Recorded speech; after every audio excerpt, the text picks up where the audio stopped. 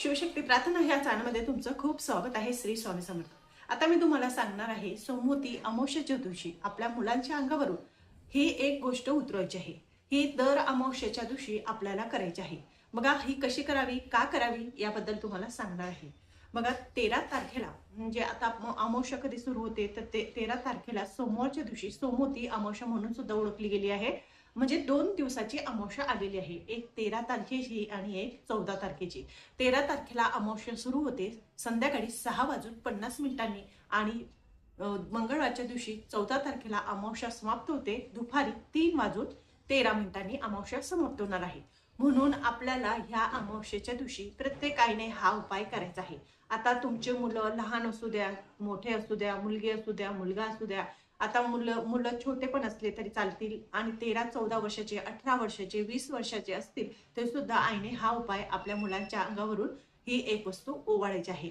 असं म्हणतात की ह्या दिवशी जर हा उपाय केला तर त्यांची जी दृष्ट असते, जी त्यांना दृष्ट लागलेली असते, संपूर्णपणे निघून जात असते. म्हणून आपल्याला त्या दिवशी काय करायचं, आता सकाळच्या दिवशी म्हणजे सोमवारी सकाळी हा उपाय आपल्याला करायचा आहे किंवा तुम्ही दुसऱ्या दिवशी म्हणजे मंगळवारच्या दिवशी हा उपाय तुम्ही करू शकता. तर संध्याकाळी पण करू शकतात किंवा दुसऱ्या दिवशी सकाळी पण हा उपाय आपल्याला करायचा आहे. आता उपाय कसा करावा ते तुम्हाला सांगते. त्या दिवशी काय करायचं, सकाळी लवकर उठायचं. लवकर उठून झाल्यानंतर जो भात आपण शिजवायला ठेवणार त्या भातामध्ये मीठ बिलकुल टाकायचं नाही. तो भात शिजवायचा, वाटीभर भात आहे म्हणजे तांदूळ घ्यायचा, वाटीभर तांदूळ घेतल्यानंतर त्याला व्यवस्थित शिजवायचा. शिजवून झाल्यानंतर त्याला थंड होऊ द्यायचा आणि थंड होऊन एखाद्या कागदी प्लेट असते किंवा तुमच्या घरात अशीच रिकामी जी प्लेट पडलेली असेल ती प्लेट घ्यायची किंवा पुष्ट घ्यायचा. त्याच्यावर तो भात ओतायचा वाटीभर किंवा थोडासा आणि त्यानंतर त्यानंतर तो भात आपल्याला त्याच्यावर ठेवल्यानंतर मुलांना तुम्ही तुमचा मोठा असू द्या, मुलगा छोटा असू द्या, मुलाला सोफ्यावर बसवू शकतात, पूर्वेकडे तोंड करून बसवू शकतात किंवा पाटावर बसवू शकतात. कुठं पण मुलाला बसवलं तरी सुद्धा चालेल. मुलाला त्या ठिकाणी बसायला लावायचं आणि 7 वेळेस तो भात त्याच्या अंगावरून उतरवायचा. 7 वेळेस तो भात उतरून झाल्यानंतर तो भात आपल्याला काय करायचं, एखाद्या वाहत्या पाण्यात किंवा ज्या ठिकाणी भरपूर प्रमाणात पक्षी आहे त्या ठिकाणी टाकायचा.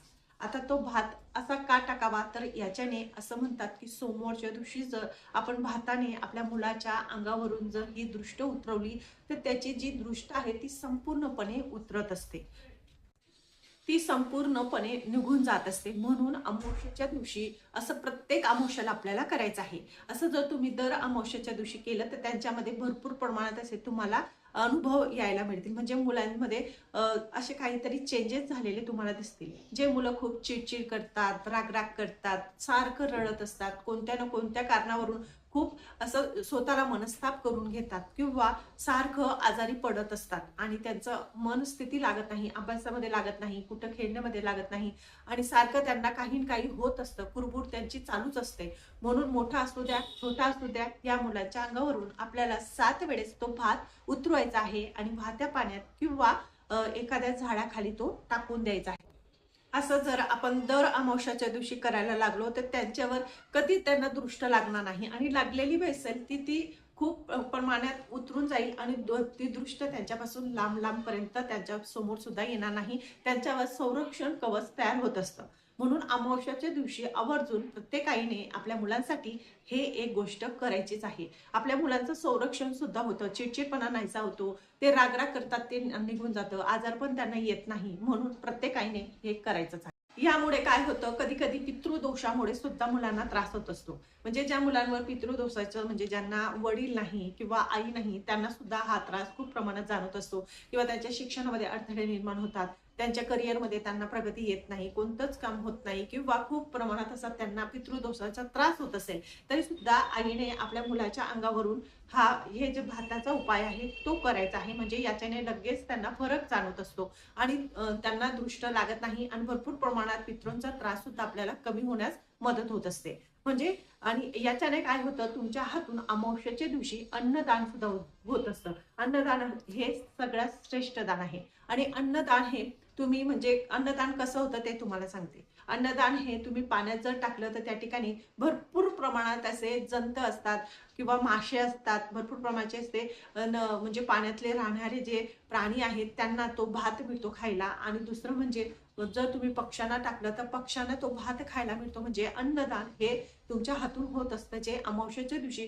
प्रत्येकाच्या हातून व्हायलाच पाहिजे. आपण कोणत्या ना कोणत्या कारणाने अन्नदान हे अमावस्येच्या दिवशी करतो, तर तुम्ही या दिवशी नक्कीच हा उपाय करून बघा. म्हणजे याच्याने आपल्या मुलांची दृष्ट सुद्धा निघते आणि अन्नदान सुद्धा आपल्या हातून होत असतं. म्हणून ही दृष्ट आपल्या मुलांना लागू नये म्हणून प्रत्येकाने ही काळजी घ्यायची आहे आणि अमावस्येच्या दिवशी नक्कीच हा उपाय करून बघायचा आहे. आता याच्यावर तुमचा कितपर्यंत कितपर्यंत विश्वास आहे त्याच्यावर अवलंबून आहे. जर तुमचा याच्यावर विश्वास असेल तर नक्कीच हा उपाय तुम्ही करून बघा आणि अनुभव घेऊन बघा. नसेल तर काही केलं नाही तरी सुद्धा चालेल.